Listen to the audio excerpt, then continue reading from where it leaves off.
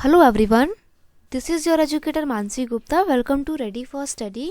जैसा कि आपको पता है, हम क्लास 6 की ज्योग्राफी की बुक का चैप्टर नंबर 5 पढ़ रहे हैं, the major domain of the earth. तो इसमें हम अभी तक अपने 3 वीडियो लेक्चर देख चुके हैं, हमने कवर करे हैं। तो जिसमें हमने क्या क्या पढ़ा है, हमने ये पढ़ा है कि अर्थ एक ऐसा ओनली प्लैनेट है जहाँ पर लाइफ एग्जिस्ट करती है। और हमने अर्थ के 3 मेजर एलिमेंट्स के बारे में भी पढ़ा है, यानी कि 3 मेजर डोमेन के बारे में पढ़ा है: हाइड्रोस्फीयर, लिथोस्फीयर एंड एटमॉस्फेयर। ठीक है, अब हम आज पढ़ेंगे बायोस्फीयर के बारे में, द डोमेन ऑफ लाइफ। यानी देखो, ये एक ऐसा डोमेन है जहाँ पे एक्चुअल में लाइफ एग्जिस्ट करती है।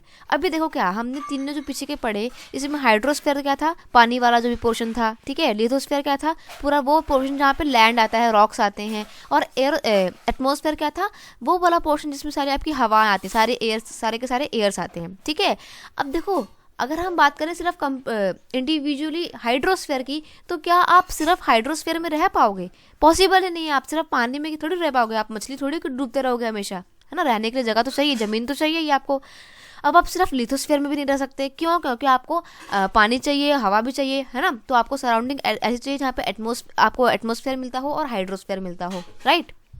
तो जो आपका बायोस्फीयर है, वो एक ऐसा ही डोमेन है जहाँ पर आपको हाइड्रोस्फीयर, एटमॉस्फेयर और लिथोस्फीयर का मिक्सचर जहाँ पे आपको मिलता है, वो डोमेन आपका क्या होता है, बायोस्फीयर होता है। ठीक है, तो देखो, ये छोटा सा जोन है। The biosphere is the narrow zone of contact between the land, water and air. यानी कि ये एक ऐसा नैरो जोन है, ऐसा पतला सा जोन है जहाँ पर आपको ये तीनों चीज़ें, यानी कि वाटर, लैंड और एयर मिला के तीनों एक साथ चीज़ें मिलती है। जैसे कि आपका ये वाला पूरा पोर्शन हो गया, ये वाला पोर्शन, ये आप कह सकते हो कि आपका क्या है, बायोस्फीयर है। क्योंकि यहाँ पे देखो, पानी भी मिल रहा है, आसपास में हवा भी है और ज़मीन भी है। ठीक है, अब देखो, हमारा जो आसपास का पूरा एरिया है, यहाँ पर हम लोग अलग अलग स्पीशीज के एनिमल्स रहते हैं, ऑर्गेनिज्म रहते हैं, प्लांट्स भी रहते हैं, एनिमल्स भी रहते हैं, ह्यूमन बीइंग भी रहते हैं, है ना।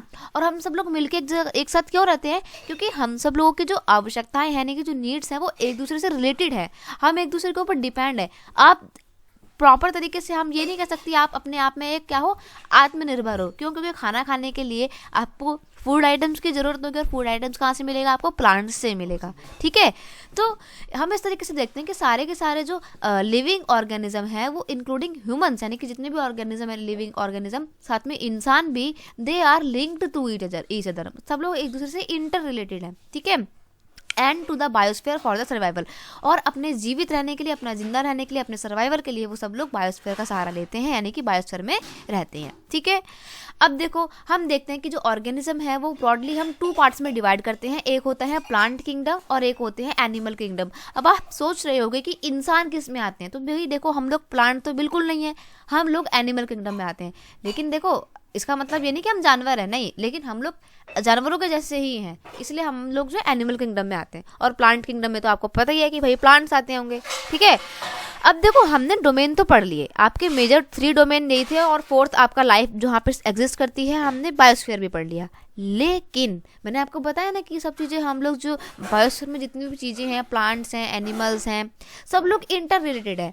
और ये जो आपका बायोस्फीयर वाला पोर्शन है, ये बहुत ही एंडेंजर में है। कैसे एंडेंजर में है? देखो, हम लोग क्या कर रहे हैं, प्लांट्स काट रहे हैं। भाई, हम अपनी हरकतों से बाज नहीं आते, हमारी भी अपनी खुद की बहुत बेसिक नीड्स हैं। बेसिक नीड्स के साथ साथ हम लोग लालची होते जा रहे हैं।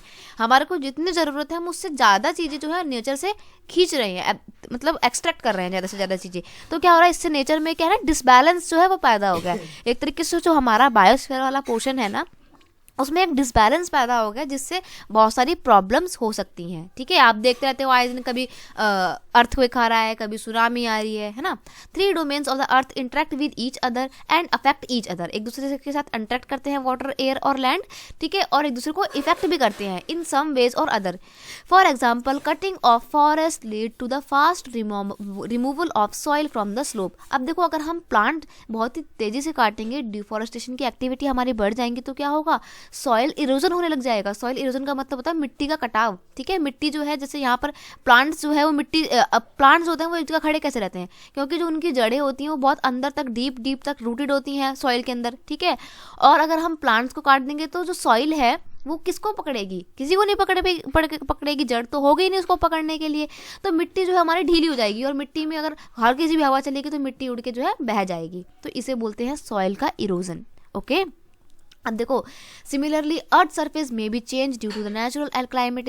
अब देखो हमारा जो लिथोस्फीयर है उसमें बहुत सारी हमारे को क्या देखने को मिलती हैं आजकल, बहुत ही नेचुरल क्लाइमेटीज देखने पड़ती हैं, नेचुरल डिजास्टर्स देखने को मिलते हैं, जैसे कि आप सुनामी देखते हो, है ना, और अर्थ को देखते हो, कितना बुरा मंजर हो जाता है, देखो कितने सारे लोग मरते होंगे ना इसमें।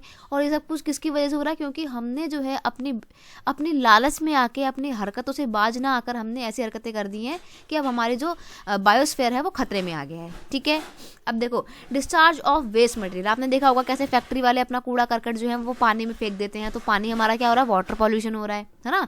तो material into lakes and river make the water unsuitable for the human beings, तो अभी हमारे पीने लायक भी नहीं बचता, अनसूटेबल हो गया ये। It also damage other form of life, emission from the industries, thermal power plant and vehicles pollute the air, हमारी जो ऐसी एक्टिविटीज़ हैं, इंडस्ट्रियल ग्रोथ है, इन सब ने क्या करा है मिलके, हमारी एयर पॉल्यूशन को, वाटर पॉल्यूशन को, सॉइल पॉल्यूशन को, सबको बढ़ा दिया है। ठीक है, एयर पॉल्यूशन कैसे हो रहा है, देखो कार्बन डाइऑक्साइड हम बहुत बड़ी मात्रा में रिलीज कर रहे हैं and it is an important constituent of the air. Carbon dioxide बहुत इंपॉर्टेंट सा मेजर वो होता है, लेकिन कार्बन डाइऑक्साइड हमारे लिए बहुत खतरनाक होता है। आपको अंतर समझना, दोनों में डिफरेंस समझना। कार्बन डाइऑक्साइड जो होता है वो बहुत ही कार्बन डाइऑक्साइड अच्छा होता है, कार्बन मोनोऑक्साइड बहुत खराब होता है। कार्बन मोनोऑक्साइड क्या होता है, वो गैस होती है जो हम किसी भी चीज़ को जलाते हैं तो रिलीज होती है ना, आप देखते हो कि लकड़ियाँ जलाते हो तो धुआं निकलता है, जिससे आप अगर आप उस धुएं के पास बैठते हो तो क्या होता है, आपका पूरा गला चौक हो जाता है, आपसे सांस नहीं ली जाती। तो कार्बन मोनोऑक्साइड हमारे लिए बहुत ज़्यादा जहरीली गैस होती है। अगर आप कार्बन मोनोऑक्साइड को डायरेक्ट इनहेल करेंगे ना तो आपकी डेथ तक हो सकती है, ये हमारे लिए इतनी ज़्यादा खतरनाक है। ठीक है, तो carbon dioxide is an important constituent of air, ये बहुत इंपॉर्टेंट है हमारे लिए carbon dioxide, but increase in the amount of CO2 let's the increase in global temperature. ठीक है, अब देखो CO2 का क्या काम होता है, मैंने आपको बताया था कि भाई हमारे आसपास का जो एटमॉस्फेयर है वो क्या करता है, सन से आने वाली रेज को टैप करके रखता है, ताकि रात के टाइम पे गर्मी थोड़ा मतलब गर्माहट बनी रहे, ठंडक ना हो बिल्कुल। तो जो हमारी जो सूरज से आने वाली हीट होती हैं उनको टैप करने का जो मेन काम होता है ना, मतलब वो हीट्स को एटमॉस्फेयर के अंदर, अर्थ के अंदर ही रखने का काम किसका होता है, CO2 का होता है। अब CO2 अगर बहुत ज़्यादा अमाउंट में बढ़ जाएगी पूरे अर्थ में तो क्या होगा ना, सूरज से आने वाली जितनी भी हीट है वो वापस जा ही नहीं पाएगी और हमारी अर्थ के अंदर वो जो है बढ़ती जाएगी सूरज की हीट, तो क्या होगा, हमारे आसपास का एटमॉस्फेयर बहुत गर्म हो जाएगा। इसीलिए हमारे जो आसपास का जो है अर्थ का टेम्परेचर धीरे धीरे बढ़ता जा रहा है, तो इसे बोलते हैं ग्लोबल वार्मिंग। और वो ग्लोबल वार्मिंग क्यों बढ़ रही है, क्योंकि कार्बन डाइऑक्साइड बढ़ रही है। देखो हम ये नहीं बोलेंगे कार्बन डाइऑक्साइड अच्छी नहीं होती है, अच्छी होती है हमारे लिए, लेकिन ज़्यादा कार्बन डाइऑक्साइड भी अच्छी नहीं है ना। क्यों, क्योंकि फिर वो सारा का सारा सन से आने वाली हीट को अंदर रख लेगी अर्थ के अंदर ही, और फिर हमारी अर्थ दिन पे दिन गर्म होती जाएगी और हमारे को गर्मी लगेगी, बहुत ज़्यादा टेम्परेचर बढ़ जाएगा, है ना, तो वो भी सही नहीं है। तो हर चीज़ें जो है वो एक मिनिमम अमाउंट में ही अच्छी लगती हैं, जितना रिक्वायरमेंट है उतना ही अच्छा लगता है, एक्सेसिव अमाउंट किसी भी चीज़ की खराब होती है। ठीक है, there is thus a need to limit the use of resources of the earth to maintain the balance of nature between the domain of the lithosphere, the atmosphere and the hydrosphere. तो हमारे को अपनी हरकतों से बाज आना है and we need to take proper